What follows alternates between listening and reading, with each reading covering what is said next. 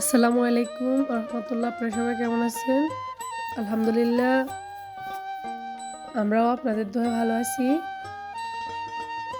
এই যে দেখতে পাচ্ছেন, আমার মেজো বুড়িমা বসে বসে মরিচের বোঁটা বেছে দিচ্ছে।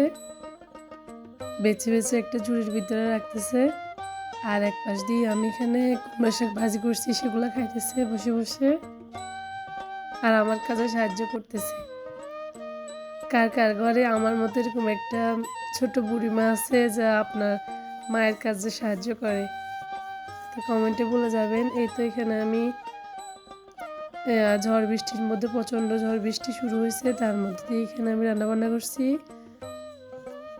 আমার মেয়েদেরকে মাদ্রাসা থেকে নিয়ে আসার পর এখানে রুই মাছ দিয়ে কাঁকরোল দিয়ে রান্না করছি, আর মিষ্টি কুমড়ার শাক ভাজি করছি।